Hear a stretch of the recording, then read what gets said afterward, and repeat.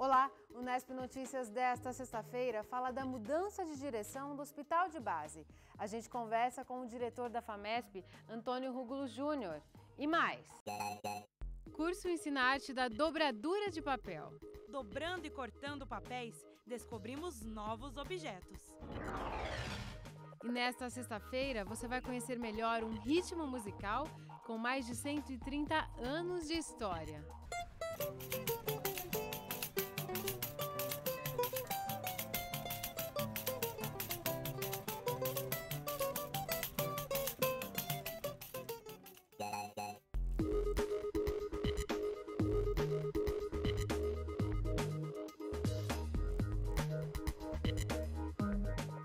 R$35 mil. Este é o tamanho da fraude descoberta na quarta-feira pela FUNPREV, a Fundação de Previdência dos Servidores Públicos de Bauru. O caso foi divulgado ontem. Um funcionário do setor financeiro criou uma servidora fantasma que recebeu benefícios por 4 meses. O crime foi desvendado porque o funcionário excluiu o cadastro da aposentada fantasma e o sistema denunciou o procedimento. Ao analisar os dados, a direção da FUNPREV identificou uma coincidência nas informações do sistema. Ele incluiu em junho essa servidora, a fantasma. Até aí, como ele tem essa capacidade e a senha para fazer essa inclusão, ele incluiu. E agora, com a exclusão desse nome, apareceu a figura da pessoa e, consequentemente, quem o autor dessa exclusão. Ele criou esse servidor fantasma, mas com a conta dele mesmo. Foi um ato, assim, de certa forma, um pouco estúpido, né? E o sistema, como ele não permite exclusão da forma como ele realizou, o sistema automaticamente apontou. Apesar da falha, a Fundação afirma que o sistema utilizado para gerar a folha de pagamento é seguro. E foi uma coisa isolada mesmo, desse servidor que tem acesso pela senha que tem, né? Não foi um problema do sistema e nenhuma insegurança do sistema, e sim de ser uma pessoa própria para fazer esse trabalho, né? A FUNPREV registrou boletim de ocorrência para o crime de estelionato e aguarda documentação da assessoria contábil para tomar as providências administrativas e judiciais. Abriremos uma comissão para a sindicância, onde chegaremos ao ponto aí, dependendo do andar dessa sindicância, até da exoneração desse servidor. A FUNPREV ainda não afastou o servidor da Fundação que cometeu a fraude e nem divulgou o nome dele, pois aguarda documentos para materializar o crime. Foi realizada hoje pela manhã a primeira reunião da comissão criada para tratar da transferência de comando do Hospital de Base. A Fundação para o Desenvolvimento Médico e Hospitalar, a FAMESP, será contratada de forma temporária, por tempo indeterminado, para que o hospital não fique sem direção. O contrato da Associação Hospitalar termina em 28 de dezembro.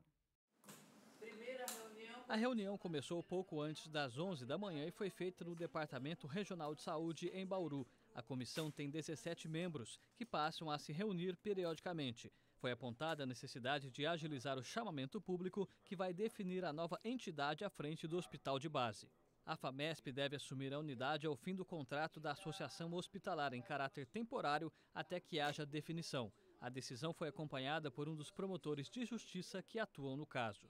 O Estado vai fazer o repasse, quer a associação, quer a uma entidade que estiver à frente, pode ser até a FAMESP, para que preste o serviço em caráter indeterminado até que a FAMESP ou outra entidade receba o contrato após o chamamento público que o Estado vai fazer. De acordo com o promotor, é provável que a própria FAMESP assuma a gestão do hospital em definitivo a partir da convocação pública. O vice-presidente da FAMESP, Antônio Rúgulo Júnior, revelou que a Fundação estuda uma mudança em seu regimento. Isso permitiria a contratação de funcionários de nível superior sem necessidade de aprovação em processo seletivo. Isso afastaria o risco de demissões de parte dos empregados da Associação Hospitalar. A FAMESP está revendo, né, o regimento dela, né? E nessa parte de funcionários de nível superior não foi feito o acordo coletivo, né, com o Ministério Público do Trabalho. Então existe a possibilidade e já está no final, né, da redação desse novo regimento. Isso seria para atender essa demanda atual dos funcionários do Hospital de Base que não seriam demitidos, é isso? Sim, também com essa intenção. Rúgulo também afirma que o diálogo com funcionários do Hospital de Base será reforçado a partir da próxima semana. A FAMESP deverá ter uma sala dentro da unidade hospitalar. A partir da semana que vem, a gente pretende frequentar o hospital, conversando com os funcionários, com os médicos e tirando as dúvidas que porventura eles têm. O município foi representado pelo diretor do Departamento de Urgência e Emergência, Luiz Antônio Sabag. Ele reafirma que Bauru busca poder de decisão sobre as vagas de internação oferecidas pelo Hospital de Base. É uma posição que o município não abre mão, né, de manter a regulação e a porta aberta do Hospital de Base para atendimento de urgência, para poder ter a retaguarda que o pronto-socorro necessita. A diretora do Departamento Regional de Saúde, Doroti Ferreira, afirma que o Estado tem se preocupado com o futuro dos trabalhadores. Eu, como regional de saúde, tenho contatos com os funcionários, com os representantes do sindicato, na verdade, onde tivemos uma reunião e temos outra marcada agora para segunda-feira. Na intenção realmente de passar esse desejo, essa preocupação e de deixá-los tranquilos em relação ao futuro. E uma correção, na reportagem de ontem falamos que o Hospital de Base tem dívidas trabalhistas de 150 milhões de reais. Na realidade, as dívidas trabalhistas somam em torno de 15 milhões. O restante são dívidas tributárias. A gente continua a falar sobre o processo de transição do Hospital de Base com o diretor da FAMESP, Antônio Rúgulo Júnior. É logo depois do intervalo, aqui no Nesp Notícias. Voltamos já!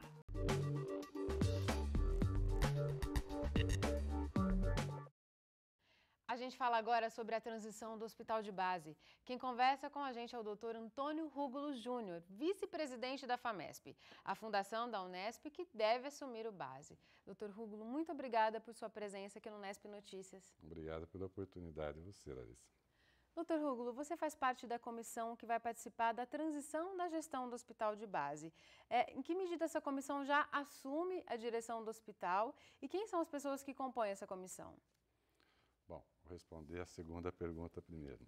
As pessoas são pessoas da FAMESP, da própria Secretaria de Saúde, representada pela Diretoria Regional de Saúde aqui local, do Hospital de Base, do município.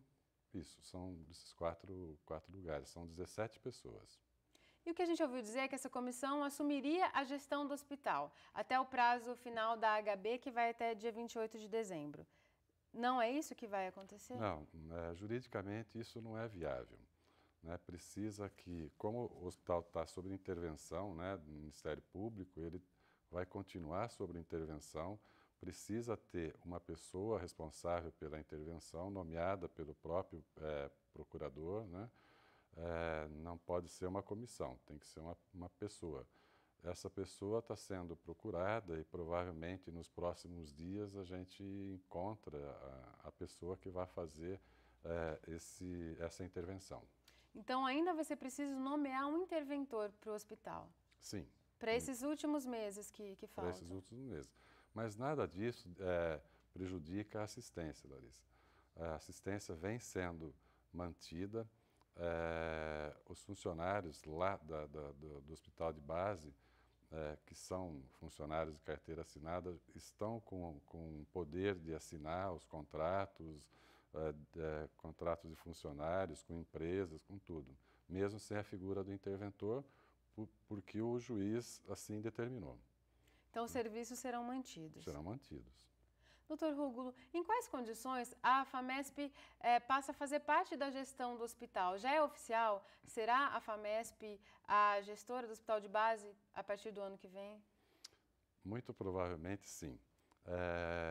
É um processo, né? Existe um processo, um trâmite burocrático para que isso aconteça. Precisa fazer um projeto e depois a FAMESP assinar esse contrato de gestão com a Secretaria da Saúde. Nesse ínterim tem todo um processo burocrático que demanda um tempo. Aquela convocação de interessados, ela vai ocorrer ainda? Sim, tem que ocorrer. Né? Legalmente tem que ocorrer.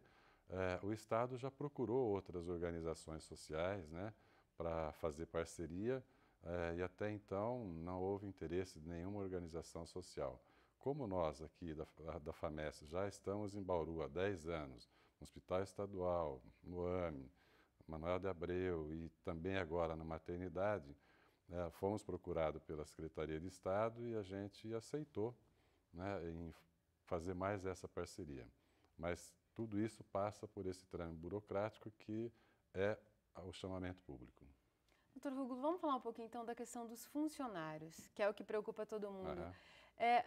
Nós conversamos com o Procurador do Trabalho, doutor Maturana, e ele propõe que seja alterado o estatuto da FAMESP para que, de alguma forma, os funcionários que hoje estão no hospital de base sejam beneficiados. É possível que esse estatuto seja mudado nesse sentido, doutor Rúgulo? Olha, eu acho até que não é necessária a mudança do estatuto.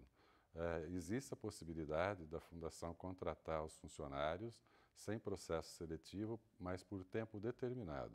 Carteira assinada, CLT, igual se houvesse o processo seletivo.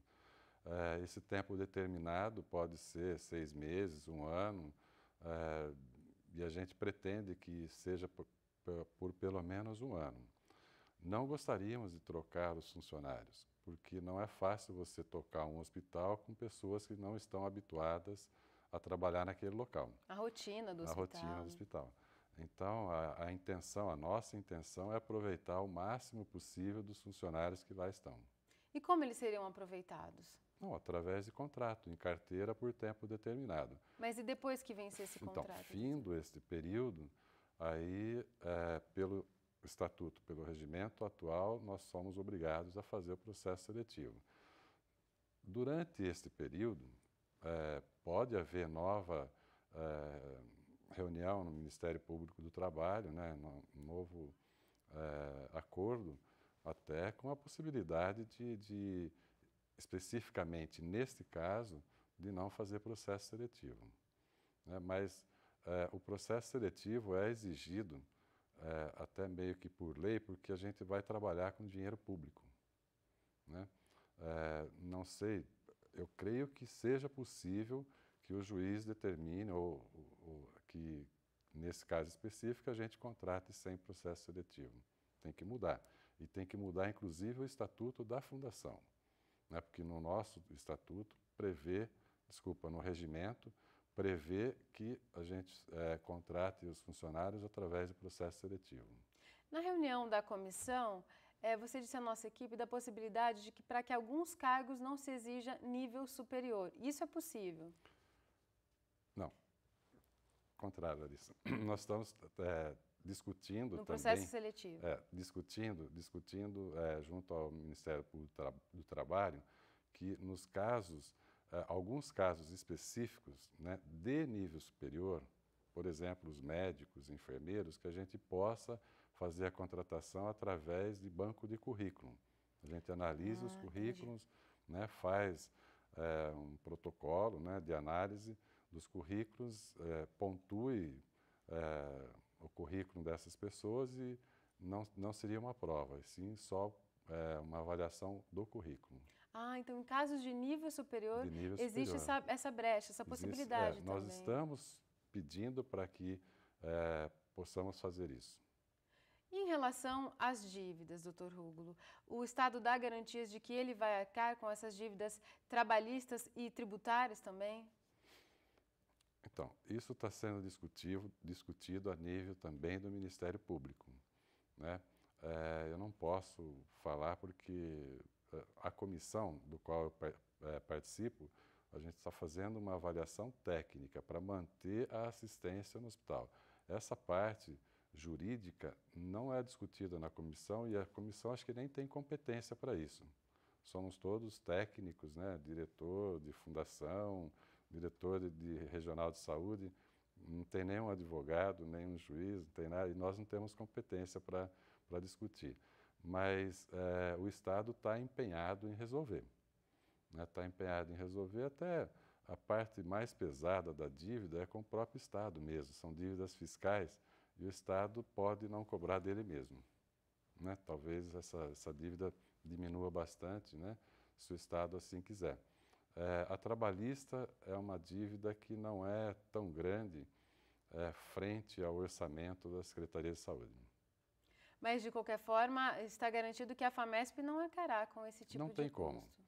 Não tem, porque a FAMESP ela é uma fundação sem fins lucrativos, né?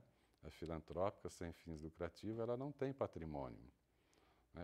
Cada projeto desse, a fundação abre um CNPJ específico, recebe o recurso, seja do Estado, do governo federal, aplica nesse projeto e presta contas. Então não tem sobra de dinheiro, vamos dizer assim, né? Não tem patrimônio, não tem como fazer frente a qualquer dívida ou qualquer outro tipo de investimento com dinheiro próprio.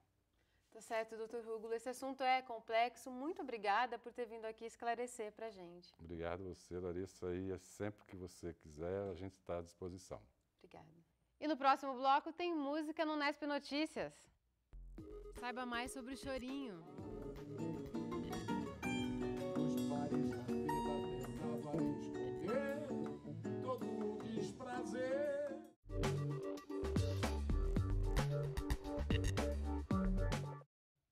Fazer origami exige concentração e habilidade. A gente acompanhou a primeira aula de um curso de extensão da Unesp em Bauru, que ensina as técnicas dessa arte oriental. Primeiro, os alunos aprendem a teoria. Depois, ganham os primeiros papéis. Origami é uma palavra japonesa. Oru significa dobrar e kami é papel. Já o kirigami tem o kiru, que é recortar. Dobrando e cortando papéis, descobrimos novos objetos. Na primeira aula, cada um mostra o que sabe fazer. Alguns constroem objetos simples, outros já conseguem até montar o tradicional tsuru, aquela garça de papel. Esse curso é importante porque ele vai abordar muito mais a questão cultural, né? A cultura japonesa, a cultura nipônica, e a gente vai inserindo nessa cultura nipônica, a gente vai mostrar essas duas artes. Para fazer um origami não é tão difícil. Basta um pedaço de papel e disposição para aprender. A professora ensina. Tem que dobrar 1, 2, 3, 4 e quantas vezes for preciso.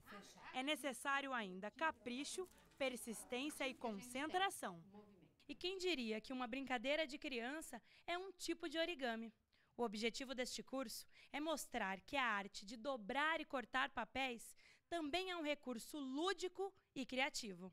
O origami na cultura das famílias, pelo menos nas famílias nossas que nós temos contato aqui no Brasil, ele é um objeto de diversão, de aprendizado, de entretenimento e de aproximação da família. Por quê? Porque são os membros mais velhos da cultura, do grupo social, que ensina para os mais novos. E às vezes é o irmão mais velho, que tem 8 anos, ensinando para o irmão de 4. Uma pessoa, ela se constrói no decorrer da vida com os objetos culturais, com as histórias, com os brinquedos, com as músicas, né? E o origami é um desses objetos. Dobrar um papel vai além de uma técnica, é divertimento e aprendizado. Não tem idade para aprender. Eu já aprendi algumas coisas no ensino fundamental. Aí a professora falou do projeto e eu achei interessante, porque eu sou estudante de artes e conhecer a arte de outras culturas. E mesmo quem conhece muito da cultura japonesa, procura aprender mais. Parte motora, que eu tenho problema de Parkinson e me ajuda muito. Se a mulher está aprendendo, então eu também ajudo ela e acaba aprendendo um pouquinho também. Uma diversão que une a família e não tem custo nenhum, muito legal. E o calorão de hoje, mais a instabilidade do clima, pode formar chuvas repentinas. O tempo fica mais estável apenas no domingo. As altas temperaturas, somadas a áreas de instabilidade, trazem chuva a qualquer momento, hoje e amanhã, em diversos pontos do estado de São Paulo. No domingo, diminui a chance de pancadas de chuva no estado. Como chove forte em cidades próximas a Bauru, não está descartada a vinda de uma pancada de chuva para cá ainda nesta sexta-feira. Essa tendência se mantém no sábado. A umidade do ar agora é de 39%. Os ventos estão fracos, a 7 km por hora. Hoje fez 34 graus. Amanhã a máxima deve ficar em 32 em Bauru e em Piratininga. Em Agudos, não deve passar dos 31 graus. Agora que você já sabe como vai ficar o tempo, escolha o seu programa para o fim de semana com a Agenda Cultural. Hoje à noite, a Banda Sinfônica de Bauru comemora aniversário de 10 anos. Para celebrar, tem concerto no Teatro Municipal às 8h30 da noite. A regência é de André Souza Pinto. A entrada é de graça. No domingo, o Teatro Municipal é palco para a Umbanda Fest. O evento cultural é o maior do gênero no país e reúne apresentações ligadas à cultura brasileira e afro-brasileira. Quem for prestigiar vai assistir a atrações de várias partes do Brasil. Começa às 3 da tarde. A entrada é de graça, mas os organizadores pedem a doação de um brinquedo, que será doado a famílias de baixa renda. E encerrando o fim de semana de diversidade cultural, tem o show de Alceu Valença. O cantor pernambucano traz a Bauru a turnê em que comemora o centenário de Luiz Gonzaga e celebra a arte nordestina. Então, pode esperar uma noite do mais autêntico baião. O show começa às 7 da noite no Sesc Bauru. Os ingressos custam entre 5 e 20 reais. Nesta sexta-feira, o Unesp Notícias fala de um ritmo musical que encanta muita gente. O choro, ou chorinho, como é mais conhecido, inspirou artistas como Chiquinha Gonzaga e Pixinguinha.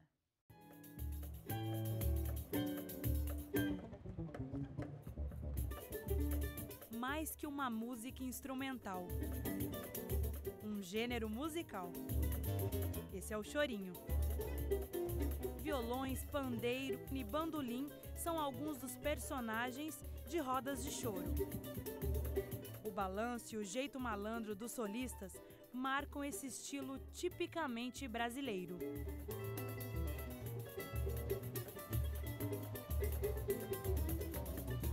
O choro é a escola do músico brasileiro, né?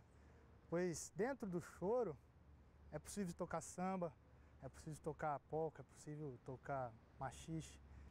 E o choro é um negócio nosso, né? Brasil. Música é um conjunto de sons melodiosos que se compõe de ritmo, harmonia e melodia. Então o ritmo é que diz o que é que você está tocando, né? Se é samba, se é valsa, se é baião. O ritmo é a coisa mais importante, que se junta a uma harmonia e uma melodia para fazer a música. Os músicos do choro se dividem entre a melodia e a harmonia. Os solistas são aqueles que conduzem o tema, que pode ser tocado com uma flauta, um bandolim ou um trombone, entre outros.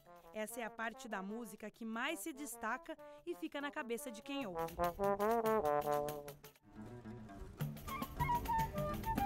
Já os outros músicos fazem parte do regional, o grupo que dá a base à música. Geralmente é feita com instrumentos de corda e percussão.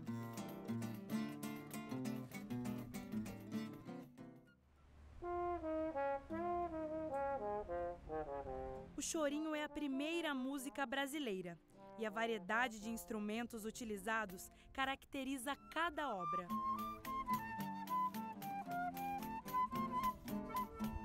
Tocar esse tipo de música exige muito domínio técnico dos instrumentos, já que uma das características é a velocidade e a precisão.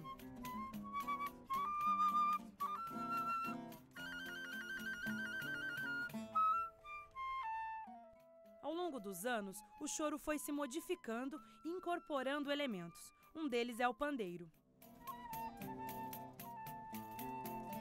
Por conta dessas características, hoje o choro lembra muito o samba.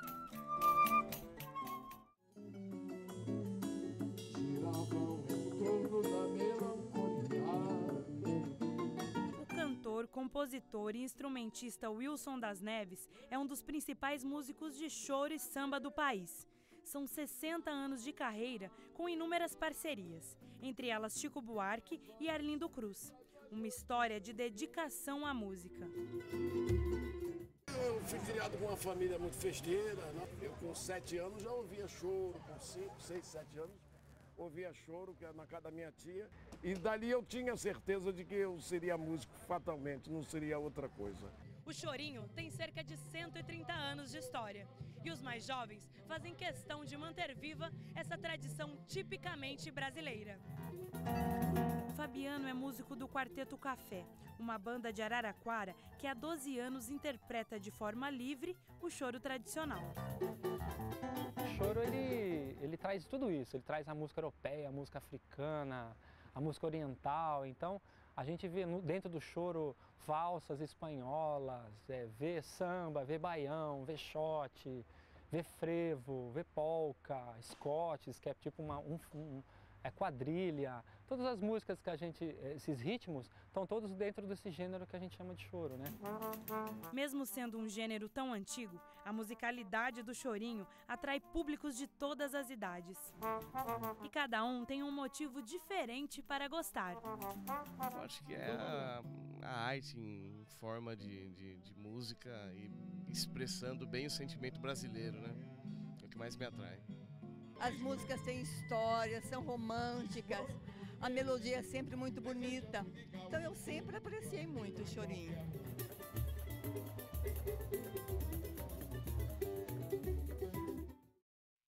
Música boa. E a gente termina o Unesp Notícias de hoje com um pouco mais do chorinho. Um ótimo fim de semana para você.